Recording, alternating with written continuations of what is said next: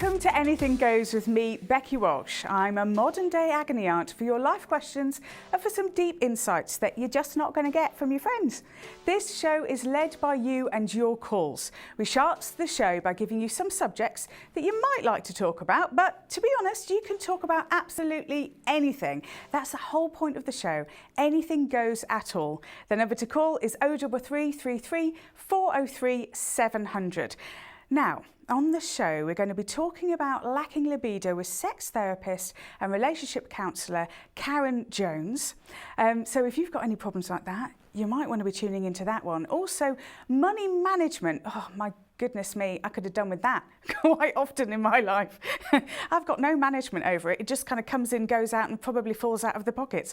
Well, we're going to be talking to author Marie-Claire Carlyle, and she's going to be talking to us all about how to figure out your money management. And we're going to be talking about the work that you were born to do. What is the work that lights you up and makes you feel most alive? So do you believe that there is a job or a vocation or something that's in your blood, something that you know would just light you up if only you could find out what it was, something that would get you really going, something that would sparkle, make you feel like you're on fire? Well, I do. You know what? I think I've actually found it. I think it's pretty much talking to you guys. So I have created a little test for you to see what you are naturally good at. I want you to write down 3 things that you can't stop doing. Now, these 3 things aren't addictions. They're things that you do all the time. So some of mine would be checking my phone. That's like an addictive habit. Checking my phone, walking the dog, being on Facebook. These are not things like brushing your teeth, but I will allow like having 1 posh coffee a day because that's on my list for sure. So I want you to text your answers to me, starting your text with the word Becky to 88833. You can also tweet using the hashtag #CallBecky or pop us an email to becky@madetelevision.tv, and I will let you know personally what kind of career you are best suited to simply from those 3 answers. Sounds impossible? Well, test me. Let's see how we go. Okay, now, what is your bank account looking like? Don't worry, I'm not asking to marry you. What is your bank account looking like? I have Marie-Claire Carlyle on the phone. She's the author of a series of money magnet books and courses, and she can help you with your bank account and just to make it look a little bit more fresh and healthy. Hi, Anne-Marie. Now, you're not handing out £50 notes, so just have to say that off the get-go. No, I'm not, Becky. No, I'd be first in line, I think. So just to sort of like talk about debt, really, because that seems to be something that is happening to a lot of people. Why do people get into debt? What happens to them that causes that? Well, I think there's 2 answers to that. One is unconscious debt and one is conscious debt. So a lot of debt happens completely unconsciously, a bit like people put on weight. They're just not looking at their money, and the simple thing is they spend more than they earn, and you don't need to be a rocket scientist to know that. but to be understanding of that, quite often something significant happens in their life as well that they hadn't planned for, like an accident or an illness or redundancy, and they've just got no savings, no contingency plan, or they're being very hopeful and they literally just the outgoings are more than the ingoings. And then you've got intentional debt, like things like mortgage, or if you're going to university, you might plan to be in debt for 3 or 4 years. There's a big difference between good and bad debt. So I think it's really important to define that right at the beginning. Yeah, because of course, if somebody's got like a debt that you're anticipating, or say, for example, you're starting up a business and you know that you need to take out of a loan to make that business work, but you take out that loan for a period of time and you're hoping that the business will take off and pay that back. That's quite normal, isn't it? I mean, most of us have to do that in order to kind of get by in life. We have to sometimes take financial risks. Would that be true? Absolutely, and I think that's really key. And I come across a lot of people who are so terrified of getting into any debt that it stops them actually then getting into business and getting a head start out of debt. So that's why it's important to differentiate. And in fact, even with bad debt, you know, if you have a plan to repay it, I mean, let's face it, a mortgage is a debt, but you have a plan to repay it, so there's no guilt, no bad feelings. And so if you apply the same thing to any debt and just put a plan together to repay it, then it will allay some of those yucky feelings. It's the feelings that mess people up. Now, it's interesting you guilt. talking about the feelings there, because do you think, when your books are about like being a money magnet, do you think there's a particular mindset? Because not all of us are born with the same opportunities growing up, the whole idea of having a silver spoon in your mouth. And yet many entrepreneurs who are super rich actually were brought up in very poor working class backgrounds. So what is their mentality? What do they have in their noggin that we don't as broke people? Not saying that I'm broke. Now I'm giving away too much. And it's all comparative anyway. It is, isn't it? No, yeah, absolutely. So I've met very, very wealthy people who still don't think they have enough, which is quite interesting because it's all about people's values. And obviously the natural thing is somebody who values money is going to be focused on making more of it. So it's going to be a key drive. But there could also be a search for wanting to be approved, wanting to be accepted, wanting to be good enough. So certainly people from poorer backgrounds, that could be the drive. And the interesting thing about that is sometimes it doesn't matter how much money they get. If their drive is to be accepted or to be good enough, that will still be their drive when they got $1 million or $2 billion or $3 billion. So sometimes those feelings of not being enough can actually cause like an addiction to become a workaholic, that no matter how much money you've got, you never actually get to that feeling that you're enough. So it's like, if I'm not enough, then I can't possibly have enough. Is that what you're saying there? Absolutely. And I've met many multimillionaires who still don't feel they're enough. But there's another angle about it, which is a lovely one, and that is they're more playful with it. They're going to take more risks because, and this is less the people who started off with no money, but more the people who started with some money, who've been born into some wealth. Yeah. And they have less fear, so they're a lot more playful. So, for example, I remember coaching the CEO of a wealth management company that was worth $1 billion, and he wanted to grow it to $5 billion. And I was intrigued, but why? What was his motivation to get it to $5 billion? And it was one of the most beautiful answers I've ever heard. He said, I'm just like a mountaineer. He said, it's just, once I've climbed one mountain, I see another one, and I want to climb that one. In other words, it's a game. It's a game. That and makes the money sense, is the doesn't measure. it? Yeah, I can imagine that. Now, just as we're running out of time, I just want to sneak in, if you've got any top tips that you can give people who are in debt at the moment, what could you say to them that they could do to help change their circumstance? Okay, 3 clear things. One is get really conscious of your money situation. So that means sitting down, calculating exactly how much money you owe and exactly what your incomes and outcomes are. Because most people overestimate their earnings and underestimate their spending. So get the facts so you know what situation you're dealing with. And then you can create a goal and create a game. So keep it playful, keep it light, and get a plan in place to repay it. The second thing is let go of the guilt and the shame. That's going to mess you up. It's not going to help you come forward. So just accept that even most successful and rich people can get into debt. It's what you do once you're in debt. So stay playful, play a game to get out of it and make a plan. And finally, be adventurous about how you can actually earn more money. So I love the section you're doing about find your purpose, and that's a pretty good place to start. It really is. Thank you so much for your call and everything. So I just think that that's brilliant. Really, really great advice, because one of the things that we panic about most is the truth, isn't it? You just don't want to know what kind of financial situation you're in. So it's very easy to bury your head in the sand and not look at it. You just go, I don't want to look at it, don't want to look at it. So you don't kind of like know actually what the truth of it is. And sometimes the truth is better than you thought it was. Now, earlier on, we were talking about the top 3 things that you can't stop doing. So the things that you can't stop doing when we actually look at this, they are going to give me an indication. Now, Eric on Facebook has done just that. So he says that one of the things is checking his work emails 24/7. Whoa, that's habitual. Okay. Updating apps on his laptop and his phone. Okay. A little OCD perhaps. Not going a day without swimming, even if it's just one length. Oh, that sounds like a real love. That's brilliant.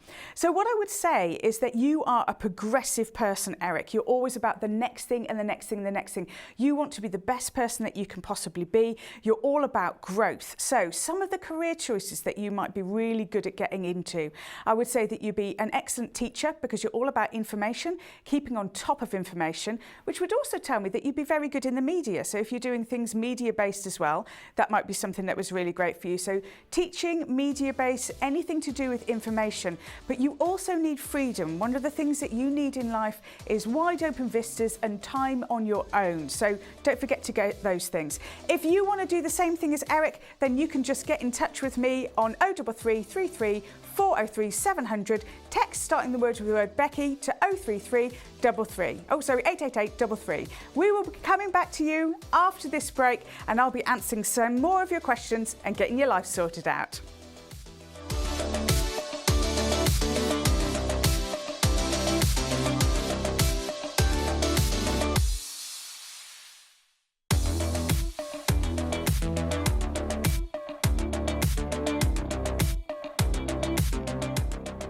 Welcome back, I'm Becky Walsh, taking your calls and you can join in the conversation. If you've got any comment, any thought, any viewpoint, then I definitely want to hear from you. Even if you're not phoning in with a problem, that's fine by me too. The number to ring is 033 33 403 700. And don't forget you can tweet using the hashtag #CallBecky with the top 3 things that you can't stop doing and we can work out what the career is that you were born to do. So how does that sound? Pretty darn exciting. Now, I believe that we've got a caller on the phone, so let's just jump into that. Hi, Joel. Hello, Becky. Hey, Joel. Thanks ever so much for calling the show. How are you doing? I'm doing great, thanks. How are you? I'm all right. So what made you call in? Yes, I was calling in today to talk about Theresa May. Oh, now the way that you said it, it sounded like you were putting a knife through her name. So I take it you don't like her? No, I don't like her. In fact, I'd prefer to be putting her face up on a bullseye and like throwing darts at her. Controversial.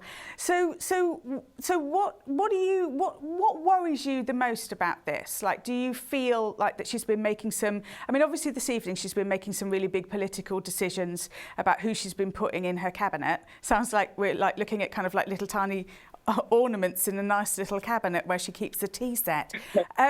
So let me just ask you, what are you worrying about? What is getting your goat about Theresa May? Well, first of all, I mean, for half the country, yesterday was the first time we even heard of her. I mean, David Cameron goes out, and then next thing you know, Theresa May's in. I mean, nobody actually voted for her. That's the first thing. And I know she's been making waves with who she's been selecting for a cabinet. But the thing is she's not actually qualified to be making any of these decisions. She's just a stupid cat lady that is just stuck in charge of the entire country when she hasn't even got a clue what she's doing. Well, as you said, I mean, like you said, you know, you never really heard of her until yesterday. So, I'm not saying that I'm for or against her in any way. But what I am saying is, you know, we tend to give away our power, right? We give away our power to all sorts of people, to politicians, to dietitians, to the police, to anybody that we can possibly give our power away to. What's winding you up so much about this is the fact that you're feeling powerless because you think that some woman who is completely unqualified to, in a sense, govern your life is going to govern your life. And actually, that's where you're wrong. She's not going to come in and govern your life.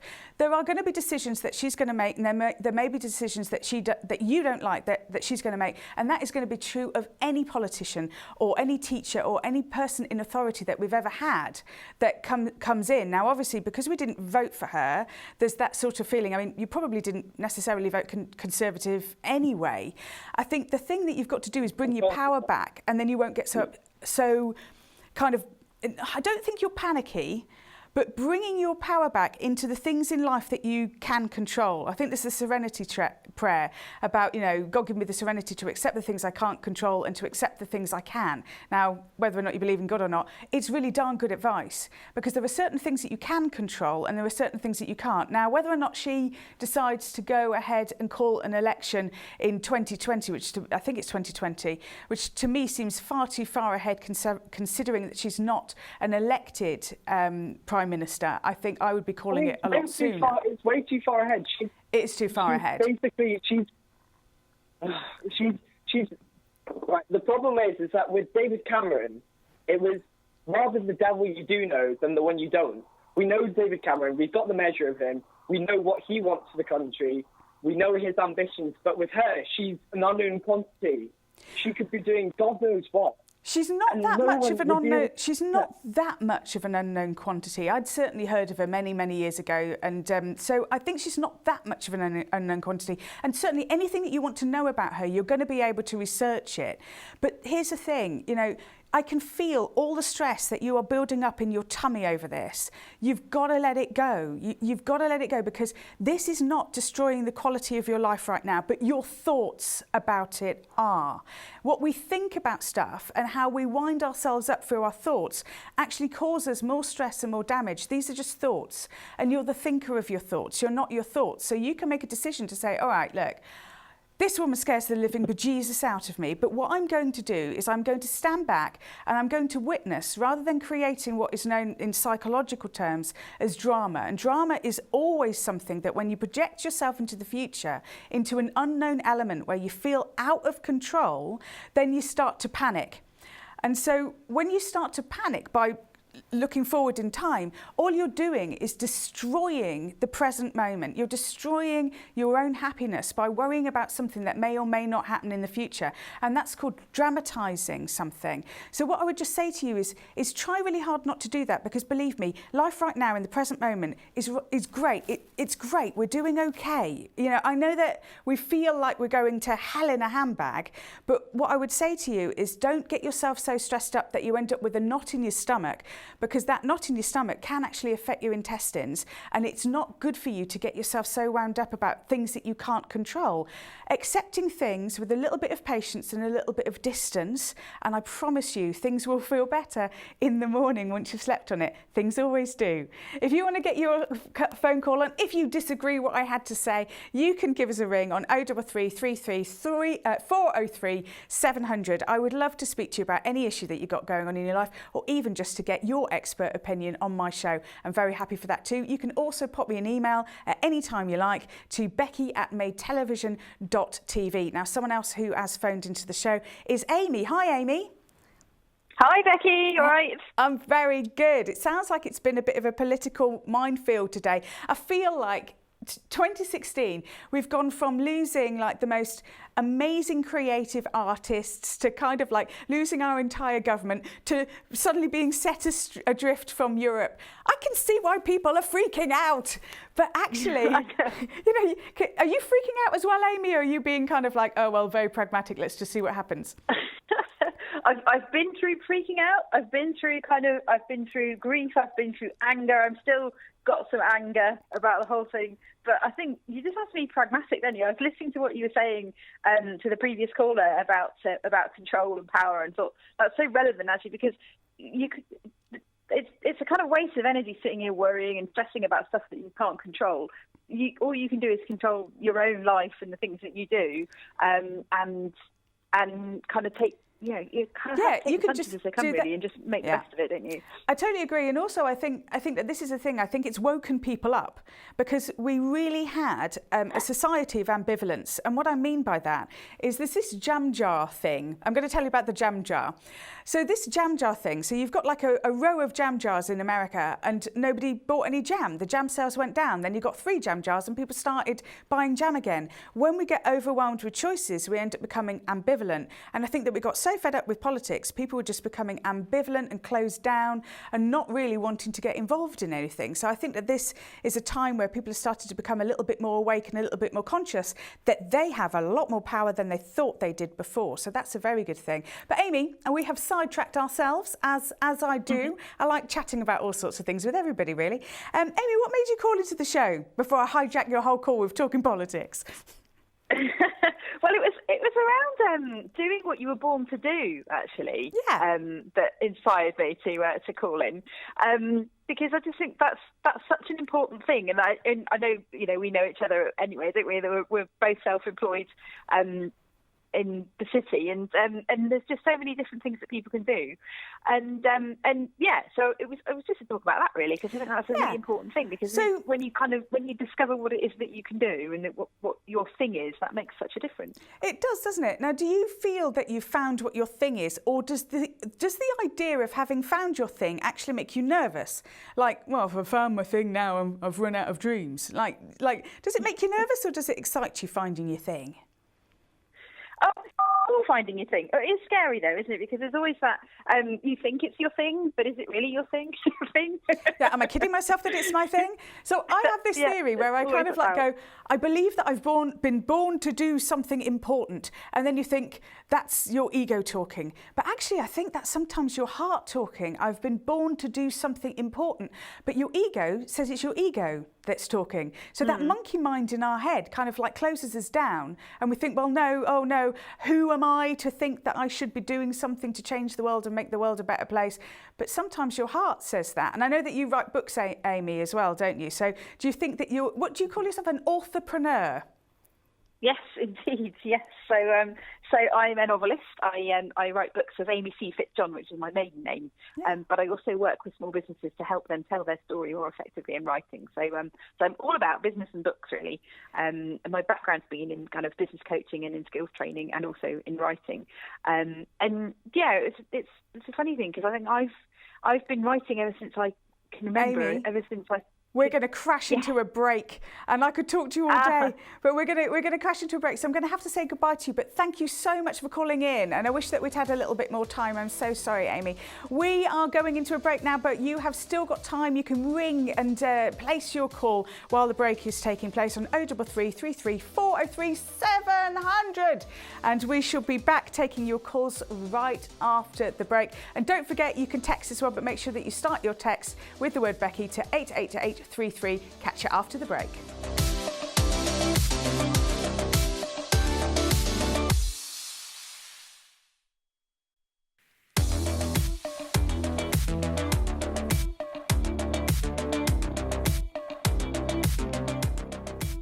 Thank you for joining us. I'm Becky Walsh, taking your calls and solving your problems with little magic fingers. You can call me on 033 33 403 700, and don't forget to tweet. You can tweet using the hashtag #CallBecky with the top 3 things that you can't stop doing, or you can text me, start in with the word Becky to 88833. So, have you got an opinion on tonight's show? If you do, then you can just get in touch with anything that you want to talk about. That's absolutely fine by us, not at all a problem. Now, someone who has texted into the show, but I don't know who they are, they didn't leave their name. I probably should say start with the word Becky and end it with your name.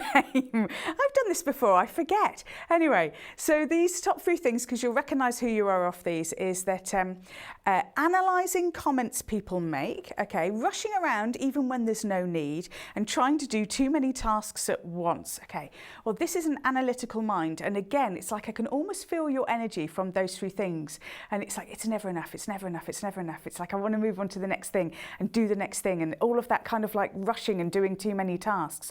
And the analysing of comments, it kind of comes into the same thing, really, in a way, that when we feel that we need to achieve more in our lives and that we need to do more or be more, we tend to analyse other people's comments because we're looking for positive reflection.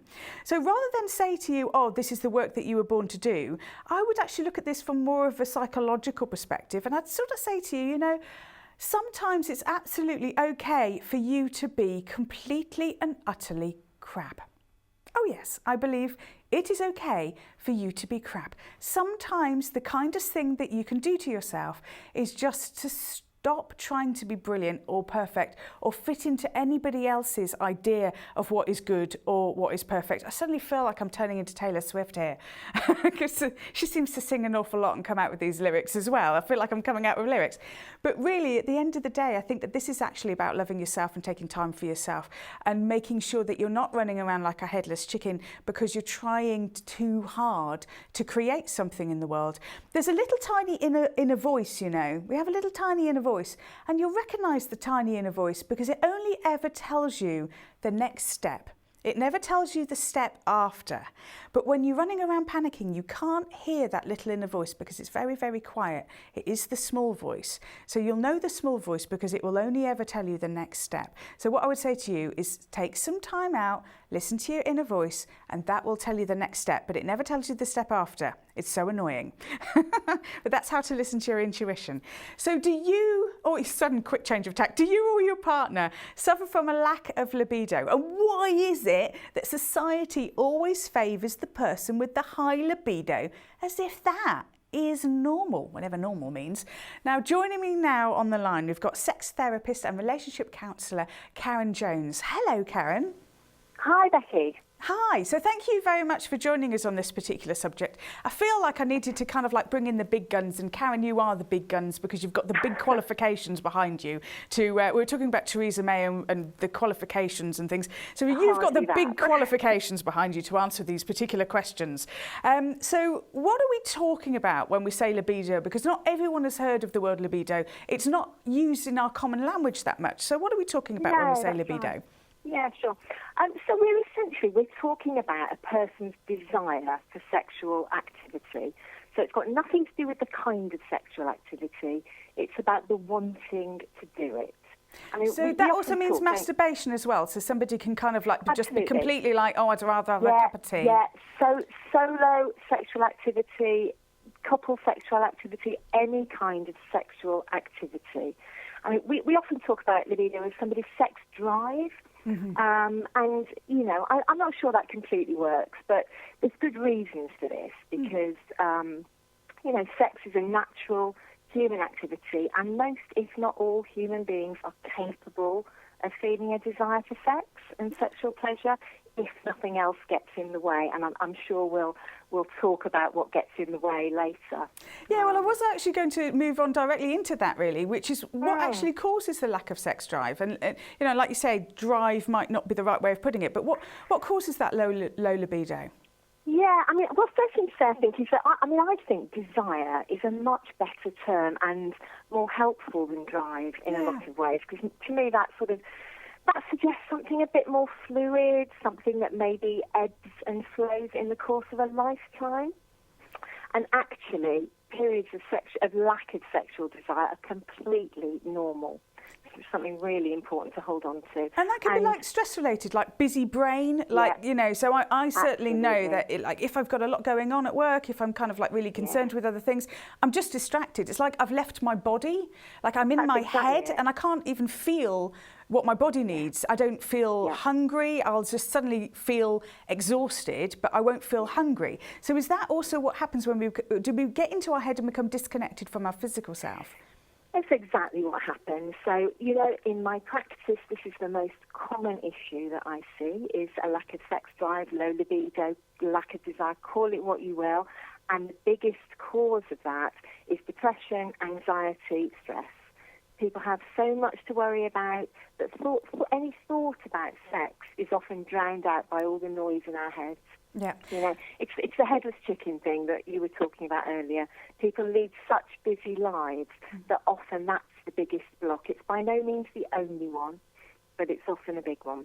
So in relationships where we can sometimes get a little shut down. So say, for example, if our partner's stressed and maybe a little bit more, I don't know, I don't mean the word aggressive, but perhaps we've lost the little touches of intimacy. You know, it always makes me think of if you're making coffee for someone and they know how you like you know, your tea or your coffee, and it's like they pour the milk for you and then you pick up the sugar and put it into their cup. Sometimes we have these really lovely little moments that get lost in the shuffle when we're busy and when we've got other things going on, or like, for example, makeup sex, when we always assume that if you've had a really great big argument that both parties want to have that kind of like virile ripping off of clothes. But actually for women, they can sometimes feel a little bit, well, I say especially women, probably guys too, can sometimes feel a little bit shut down after that. So I don't know what I'm asking you there, but can you speak to that a little bit? Yeah, sure. I mean, problems in a relationship are one of the causes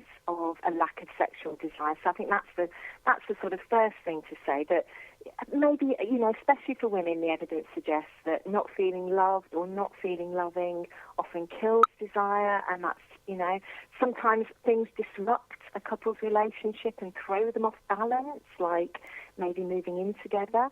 Having a baby can be one of the big causes of at least a temporary lack of sexual desire. But I think the other things to say about relationships, and this is really important, that desire issues are completely normal in couple relationships, They emerge at some point in almost every long-term couple relationship. And in every relationship, there's got to be, if you think about it, a person with higher desire and a person with lower desire. You're never going to be exactly on the same page. Yeah, that makes sense. Those roles might shift and change over time, but, that too is completely normal. The big question is how you deal with it as a couple, of course. Absolutely. And do you think it's as equal, men and women, that have that low, high sex drive? Because obviously we think about women and the menopause and that kind of thing. How does that affect women? Yeah, I mean, there are things that are particular to women, but I think it's a big mistake to fall into any of these kind of cultural stereotypes about desire, actually. And the big one, of course, is that men have the high libido, women have the low libido, and I can tell you that in my practice, I see many instances where it's absolutely the other way round. Nevertheless, there are some things that are different for women. You mentioned the menopause. It does lead to hormonal changes, which for some women can lead to a loss of sexual desire, but that's by no means universal.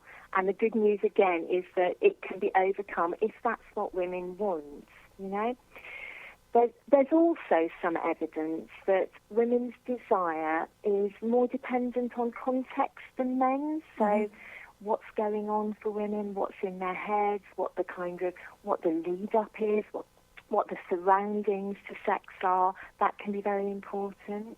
So what tips would you be able to give? You could give us kind of like a couple of different tips of people, if they are going through a period of lack of desire, how can they bring that back into their relationship? Okay.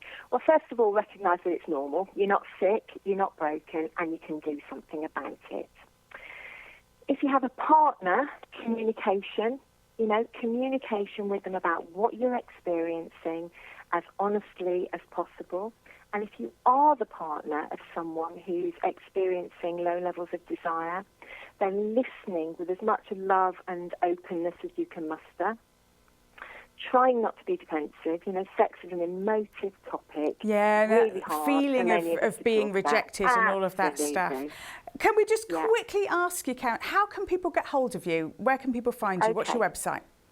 Yeah, okay. So the best way to get hold of me is my website, www.karenjones.org. Karen, thank you so much. You've been really, really helpful. That's going to be out there on Twitter as well. I will link to Karen and also Marie-Claire as well. We're going to go into a break. We will catch you after this, but you can get your call in 033 33 403 700. Catch you after the break.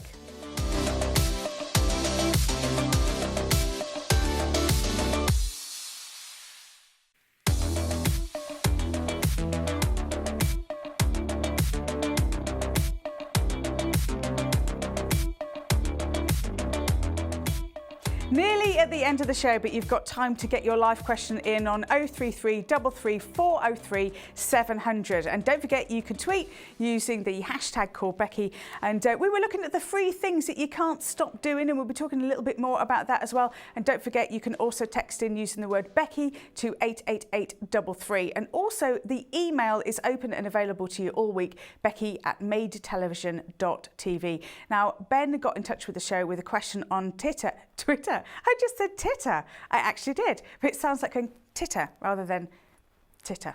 Okay, so evening, Becky. What's the best way to build confidence speaking to new people? And then he says, marry me. Yay.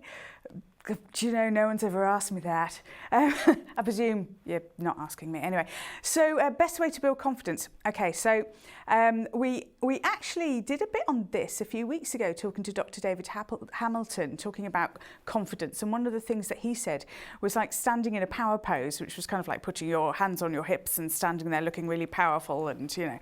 But actually, it's really about your body stance. It is about how you hold your body, because the scientific data that says if we smile before we're speaking, we actually start to feel happier in ourselves. So when you want to feel confidence, stand like a confident person. So stand upright, shoulders back, head held high, and that will make you feel a lot more confident when you're speaking to new people. Also, turning down the level of care. Care less. Turn down the level of care. And try not to care so much about what other people think about you, because, to be honest, it's only a level of perception. So people only like you at a point of perception, and they never really get to know exactly who you are. So at the end of the day, nobody ever really likes you or dislikes you because of you. It's always based on what they think about themselves. So you can't make people like you, even if you try to. Now, I've got a caller on the phone, but I don't know. I think your name is Usman. Hi, Usman. Is that your name? Okay. Have I completely... Can you pronounce your name for me? I'm sorry, you want my name? Yes, that would be a good start. Yeah, hi. Yeah, it's I speak to their friend. His name is Nadeem. Yeah, that's because this is a prank call, and so you can't remember what the original name is that you were going to use. But carry on anyway, because this should be fun. No, my name is Osman. Yeah. I'm speaking on behalf of my friend. He doesn't speak English. Ah, okay. So tell me what your problem is. No, his problem. I haven't got a problem. I love that. Okay. I'll take that very seriously then. That my friend has a problem. Okay, so tell me about your friend. He's never been married, but he finds so hard for an erection, and he's sexually frustrated. He takes them Viagra tablets sometimes, and they don't really have an effect on him. I think if you can get some...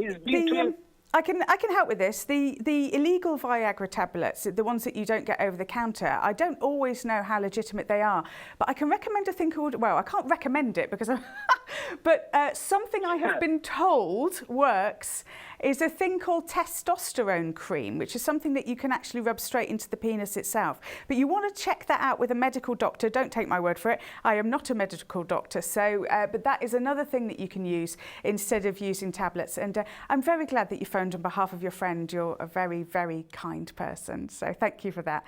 Okay, so we had another text coming in. This text is from Helen. So let's have a look at that.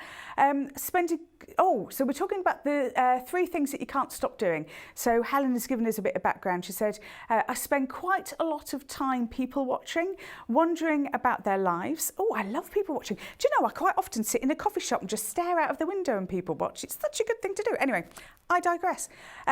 Looking at what they're saying and how they're acting, looking at people, and for instance, how they are with their kids in the supermarket, and how can I improve my life? So you're thinking about how you can improve your life, and how can you make money, and how can you feel your purpose, and you notice trees and weather and the sky and wildlife.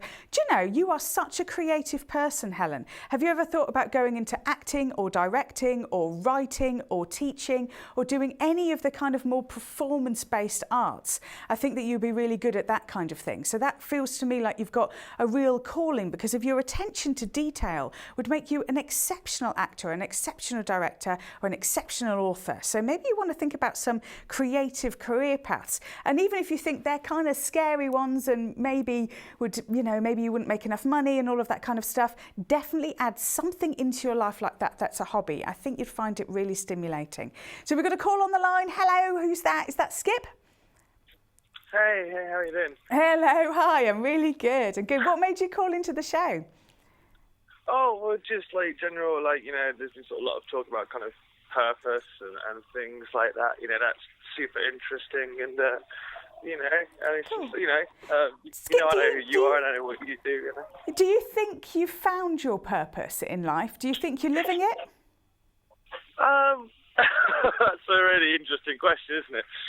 That's a really difficult question. I don't know. I mean, I'm passionate about what I do in terms of work and life, and I changed jobs quite recently. I went down from being quite a sort of high pressure job to a more low pressure job, and actually is more purposeful. I feel more at ease and more. So that means yes, in a way, but not in necessarily a way that society would necessarily agree with. Yeah, because society tends to sort of feel that you're supposed to be on this career path and it doesn't fit everybody. And Skip, I believe that you've got what's known as an interdisciplinary mind, okay, which some people call the jack of all trades and the master of none. But actually it's a way in which your brain particularly works that is unique to you and unique to a very small amount of people. And what the interdisciplinary mind means is that you can't stick to one thing. So society says, stick to one thing, become really, really good at it and make loads of money. But of course it doesn't work like that for everybody. Some people need to have a whole variation of things that they do with their life in order to feel fulfilled. So in a sense, I think that you've got a unique mind. It's an entrepreneur's mind. So if there was something that you wanted to do and you created an idea, and it might be, Richard Branson's got an entrepreneur's interdisciplinary mind. 1 minute he's doing Virgin Radio, then the next minute he's doing aeroplanes, and the next minute he's doing something else, and the next minute he's doing tellies. So ultimately, people who have a brain like yours can do really, really well in life. Stick whatever it is that society says works, because to be honest, not one brain fits all. Thank you so much, Skip, for your call. I hope that really helps. He's disappeared, he's gone. So we've got another call on the line. Busy night tonight. I love it when it's busy. Hi, David. What made you call into the show? Well, this is the first time I've seen this program. I'm just going through the channels, and I heard somebody talking about PMS woman. In my book, it's lunatic woman. Oh, no, we weren't talking about PMS. We were actually talking about menopause. And so